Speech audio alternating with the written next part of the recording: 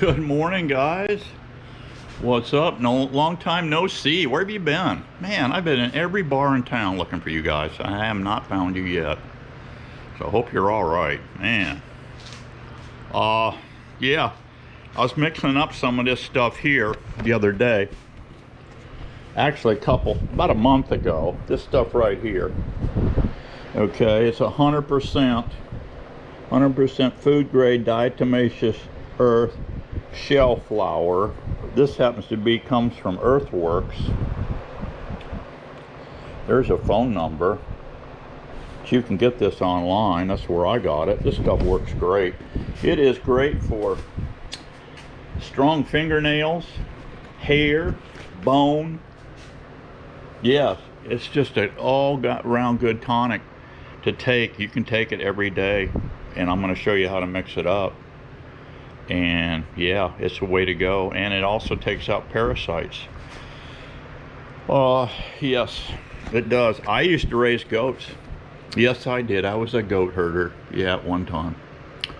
And this is the only stuff that I use to keep my goats completely parasite free.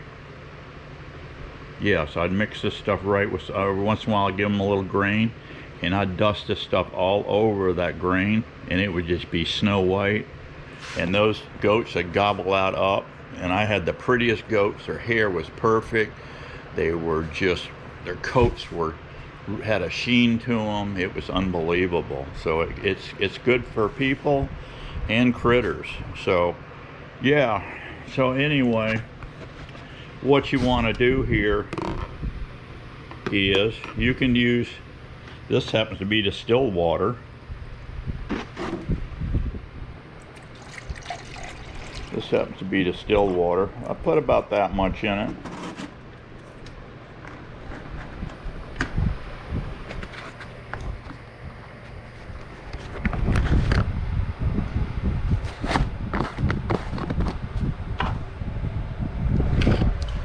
Then I'm going to get in here. See, it's really fluffy stuff.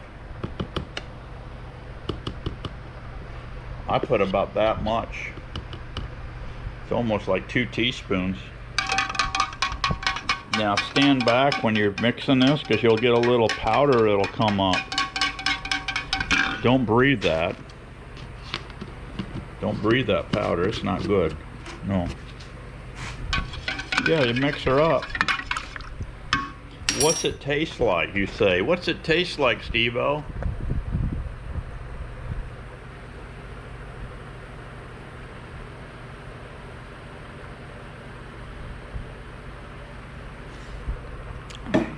Don't taste much like anything, to be honest with you.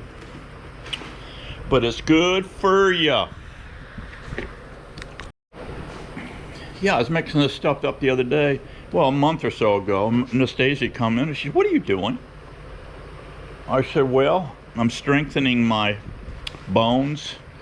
I'm making my hair better. And I'm strengthening my fingernails." Their ears perked up. Fingernails, yeah. And I said, "And your bones, and it keeps parasites out of your body." "Really?" I said, "Yeah. Give me some of that." So I mixed her up one of these, right? She drank it down.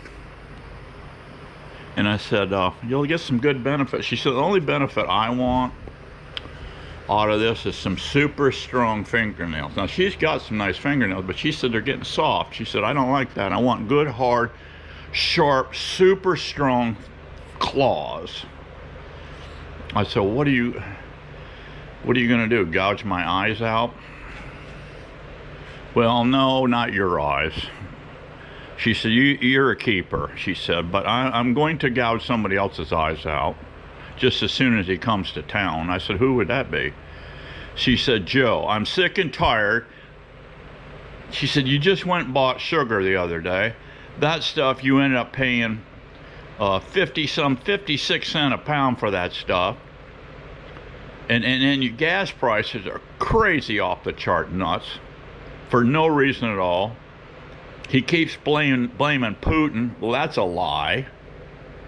See, Miss Stacy's pretty smart, okay? She has common sense, and you don't want to screw with an Italian with common sense, because they'll rip you a new one, okay? They will rip you a new one. She said, I said, well, what are you gonna do with sharp claws? She said, when he comes to town, I'm gonna walk up to Joe and I'm gonna claw his eyeballs completely out of his eye sockets. I said, whoa, Miss Daisy, you better calm down, girl. You're getting a little bit uptight. She said, yeah, well, I pay the bills around here. I'm getting a little bit tired of this nonsense. Okay. Okay, Miss Daisy, let's move on. I can see that your hypertension's coming up a little bit. What has Steveo got going on here? Look at this, guys. Let's dig this out of this little. I got a mini seed starter little deal here. What I did was put down 2 layers of paper towel, and I slopped it on there. I found I stole a pan from Miss Daisy, one to slip inside of this 2-gallon Ziploc to create a little greenhouse. I'm out here in this barn. It is hot. Okay, it is hot. And what we have in here is mimosa tree seeds. Yes. And I'll show you, let me show you the pods. I'll be right back. Yeah, here's the seed pods here. Kind of rattle like a rattlesnake. I got quite a few of these. Oh, Hippie John, he's got just over a block or so from the house here. He's got a mimosa tree. It's up there 30 feet in the air. And so you break out these seeds. I'm not planting them all at once. I'm leaving these in the pantry, by the way, with this open so they kind of, you know, can air out. But yeah, you put out 2 layers of paper towels, and then you drop your seeds on. And then I've got 1 layer of paper towel on top, and I dampen this whole thing here. So then you just kind of slip her back in the bag here. In 3 or 4 days, and I went in, I missed it inside the bag too with water, with a little spritz bottle. So in this barn, these are going to germinate, and then what we'll do is put them in cups. And I've got some cups here, some party cups here. You can see I put 3 holes in the bottom here, and I just melted them in with my little old wood burning tip here. So I got a bunch of them going on, and I'm just going to put 1 seed in each cup. Okay, I've got some started. I put 2 and 3 seeds per cup, but and I'll show you those now. Okay, guys, what I got a little farm going on here. This one's coming up pretty nice here. These are kind of a strange deal. Yeah, that little tree's coming up nice right there. Man, they're sprouting quick. These things are sprouting fast. Couple of them, I put couple of seeds in them, and they won't all come up. But yeah, we're gonna get these things going. These are a very good honey plant. Pull it up online, mimosa, and see if you can grow it in your area. If you can, I'd put it in. I'm gonna put it in right over there, that open spot right over there. I'm gonna put a big cluster in there. They'll get up 30 feet in the air, so you want a nice open area, and they like full sun, so they're going in over there. Hopefully in about 3 years I'll have they grow super fast too, guys, super fast. So yeah, just 1 more plant we're gonna add to the Garden of Eden. Okay, let's get out here. I want to show you this trap installation, kind of this trap that I kind of invented, and it's a power ram. It's a power ram type snare. It's legal in Florida. We can use snares, box traps, and that's about it. They won't let you use steel traps, conibears, none of that. But I can use snares, and I can use what they call a power snare. And this is my version of a power snare. I showed it to you a little bit the other day. but I wanted to show you the complete installation of it in case you want to become a meat hunter. Alrighty guys, here in Florida, if you're going to do any of this trapping, whether it's with your live traps or this power snare thing I'm about to show you, you want to take care of these guys. These are fire ants, okay? We have a big fire ant problem here in Florida. Now we're going to be baiting the set with sardines, and they love it. And any of your target animals coming in that see fire ants all over that bait that you've just put down, they're going, no thank you, I don't need my lips burned off today. And so no, they will not come into your trap.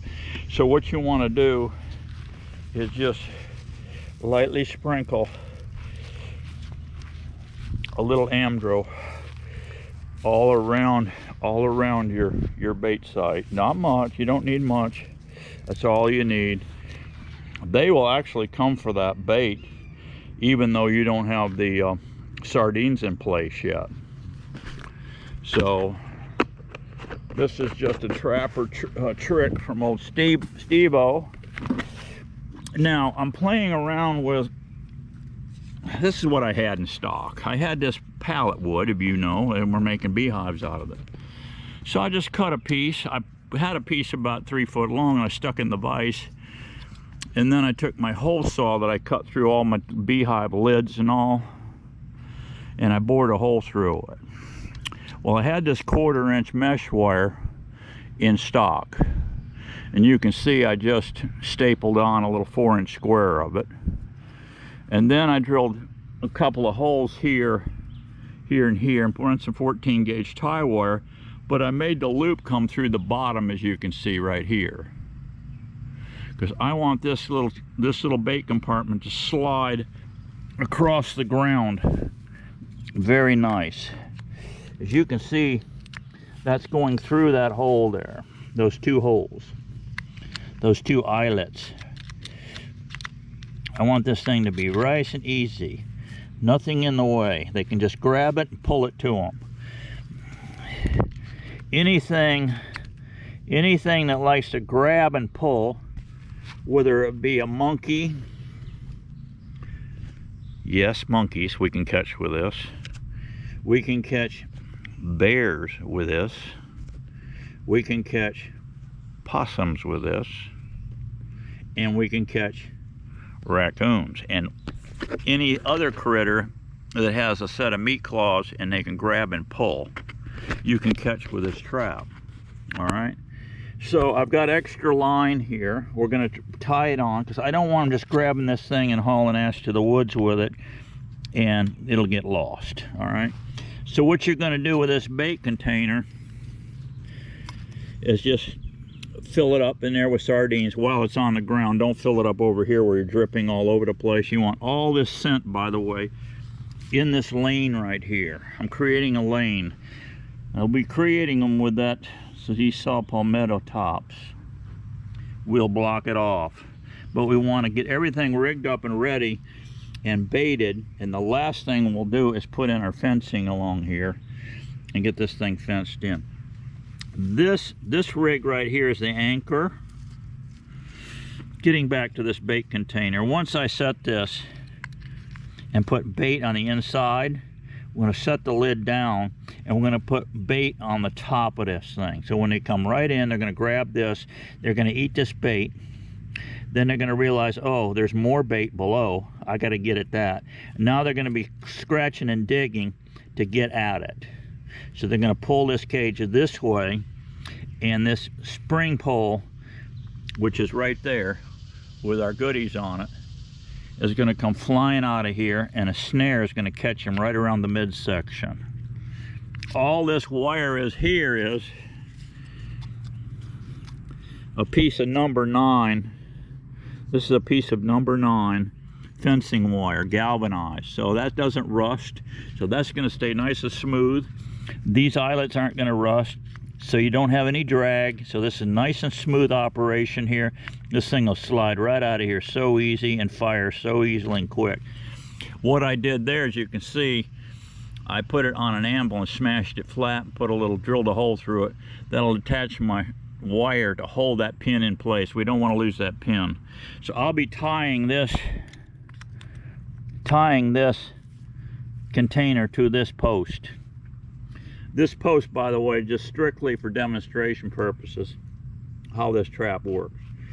If I'm in the woods, I'll be taking a bunch of bait containers. This may be all wire. I'm going to be coming up with some 1/2x1 welded wire, making a cage.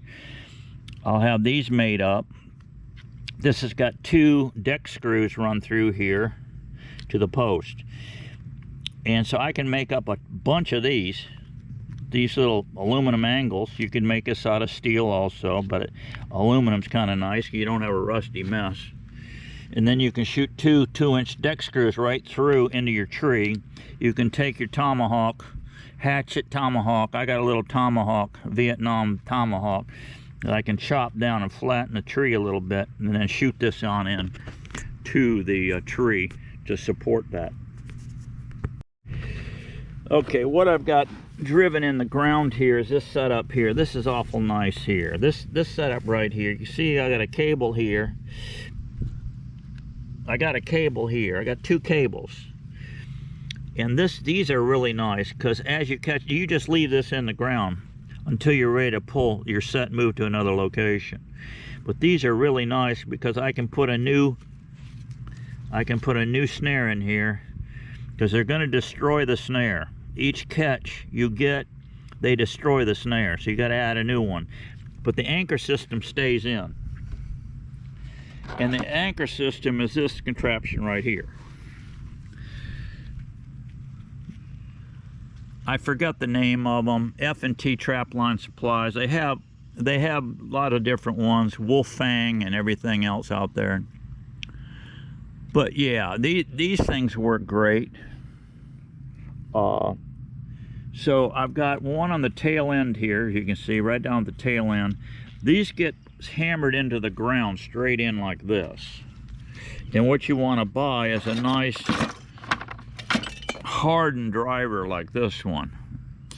I think I paid $22 for this, but this is a hard steel one. You're gonna play hell. This thing will last a lifetime if you don't lose it in the woods. But what happens here is you put this thing right on the end in there like so. Now you put it down like this, and you get a heavy hammer and you drive this thing all the way in to where these are just sticking out of the ground. This one and this one. Okay? This one here is the one you're going to attach to your snare. And the reason for that is, once you get this thing drove all the way in the ground, well, this is just sticking up, both of these are.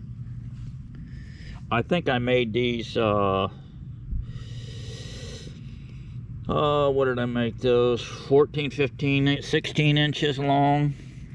That's about all you need. Once you drive this thing into the ground like this, you're going to grab this end, slide your trap or this rod through something like this, and give it a pull. And what happens is, this thing is in this position. When you pull on this, it goes this position, and the dirt caves in around it. That anchor won't come out. You can pull your guts out, and that thing won't come out of there. Now, to trip it, that's why you have the second line, like this one right here, see?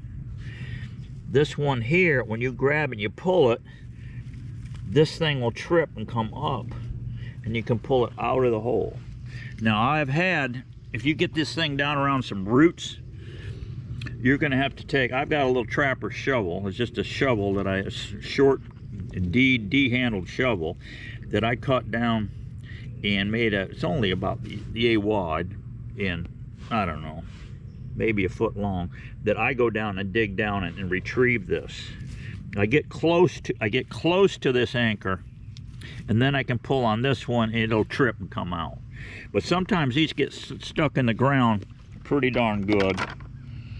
So yeah, but this is what you want. You want a driver like this Take care of your tools and they'll last forever. So yeah, so far we got this going on. I got to get a snare. We'll go in here and get a new snare and install it in here. And I've got to get a couple of branches. We're going to create a little archway here.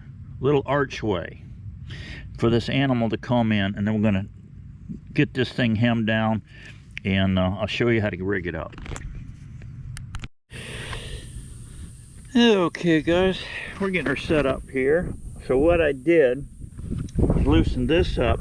And I've got a loop on this snare right here. Okay, this is the complete snare. These are easily made. You take a 1/4 inch galvanized flat washer and put it on your anvil and punch, just hit it, prick it, and get 2 holes, punch marks, and then you drill it with 1/8 inch. This is 16th aircraft cable, 7x7 aircraft cable. You can see I came on the inside here and pushed it out, put 1 ferrule there, smashed it down flat, and then we have another ferrule here where we just create a loop, pass it back through the ferrule and smash it flat. So here's my snare setting here. We're going to put a little dirt on it, cover it up, because this is going to come flying through the dirt fast. And all I did here was put in 2 saw palmetto frond stems, limbs, whatever, pushed it in the ground, crossed it, tied it here with some string. Before I put my snare on this anchor loop here, I passed it through this double line that's attached here to this spring pole. All right, and there's another loop on this line here, the spring pole line, and it goes down, and I've got it in on the back side. I tried to put it here, but it was kicking my pan up, lifting it up. I don't want that. And it's in there just barely. He's only going to have to pull that pan that much, and this trap's going to fire. And when it does, it's going to go flying back. This loop is going to come up here and hit this lock, which his body is already on the inside of this loop right here. His body's already inside of this loop, and it's going to go flying this way back towards his tail, so it should catch him right about midsection, whether this be a possum or a raccoon. This whole setup is not intimidating to any animal, none. And what I'll do now, I'm going to bait this up first, but I'm going to also start putting in this fencing around here. I'm going to cut these down a little bit, because you don't need to be in the dirt very far with these pegs, maybe about 4 inches, and start putting these fans all the way around here. Now for bait, all you need is some cheap stuff. They put these out for human consumption. These sardines, fish steaks, bite-sized herring, served in soybean oil. I have no clue, guys, what soybeans are good for. All I know, it's not fit for the human body, okay? None of that. Now the sardines in here are fine. I eat sardines all the time. But they need to be in olive oil or spring water. None of this stuff here. But we really don't care, you know, if our possums and raccoons that we're going to consume ate a little bit of soybean oil. I mean, it's not, you know, not that big a deal. So anyway, so I'm going to bait up this thing here. I'm going to finish this set. Then we're going to set a camera right there on top of that brick pile right there. And we'll watch and see how this goes tonight. Okay, as you bait up this thing, when you open this can up, you've got this nasty sardine oil in here. I mean soybean oil. Take and run some in that trap, and then run a line of it right here, right on out. This is the swamp where the animals are coming from. So you want them coming right in this lane here. So drip this here, their nose will pick it up and come straight in here. Okay, we got her baited up. You can see my line of, and I left the cans here. There's a little bit of food in there. They'll clean those out. They'll come straight in, straight through this hole here, straight through there, come over to the bait, eat this on the top, and I've got that can packed full. This trap is cock, lock, and ready to rock, but now we need to put our fencing material in to force him right straight in here. As you can see, when he comes down through here, that's not intimidating looking at all. He will not even notice this. Unless he gets to scratching around and digging on this here. I've got a piece of thread around that ferrule up to here, and I wound it around and around and around, did a couple of half hitches right here. That holds this whole snare upward here. Yes, holds it up in that hole. And then our dirt on the bottom is holding the bottom of the loop in place. So let's fence it in. Alrighty guys, we got her all hemmed in here, fenced off. She's ready to rock and roll. She's set. It won't take nothing for him to reach in there and grab that can. All I got to do is move that little bait container that far, and this thing's going to fire. And then when it does, it fires fast. There's a lot of tension on that rod. Like I told you before, these are the fiberglass rods you get at Tractor Supply. They use them for, they're 4 foot long. They use them for setting up temporary electric fences. They have special insulators you slide on here and set up for whatever, your sheep, maybe a horse, I don't know. But yeah, these work good. So she's all set. When that thing fires, that loop right there is going to come flying out and hit that lock. His body will be already in. It's going to be firing back towards him. The whole snare will be going back this way, and it should catch him around the midsection. Even a large coon will reach up in there. If he does, he grabs that. It's going to catch him in the armpit or around the wrist. These locks that I make will catch him right around the wrist and hold them. It'll hold him perfectly around the wrist. Yeah, it's a very simple trap. All right, well, we'll set this thing up. There's what she looks like set up, guys. And you can take, this looks like a little intimidation here with these poking in their eyes. You can just move this back slightly. Move that back. So they have a nice wide open slot that they can go straight in. They'll pick up on this can first and clean it up. Then they'll come up there, and you can see I put a little bait right there, a little piece there, one there, and then they'll see that pile. They'll go straight in for it.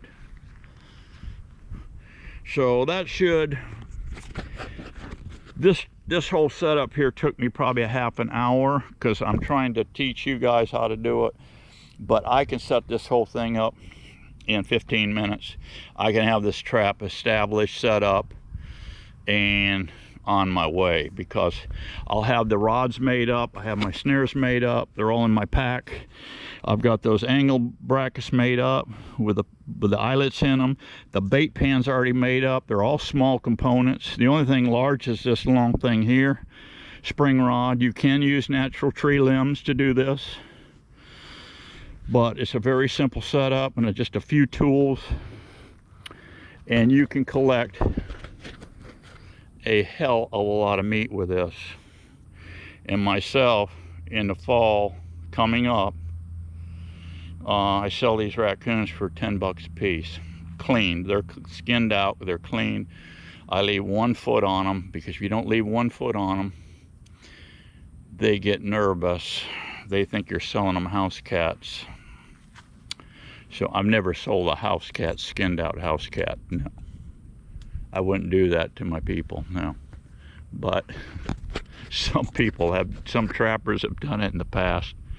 So once they get your respect from you, that you are not, you know, taking advantage of anyone. And most of these guys I sell these $10 raccoons for, they turn right around and resell them 20 bucks a piece, which I don't mind a bit. Spread the wealth, right? All right, guys, I'll see you on the next one. Be happy, be strong. We got to keep getting it on, and let's try to vote them out soon, guys, so I can get some decent prices on gasoline and sugar. Okay, man, I'm gonna start eating a lot of raccoons here before long. See ya.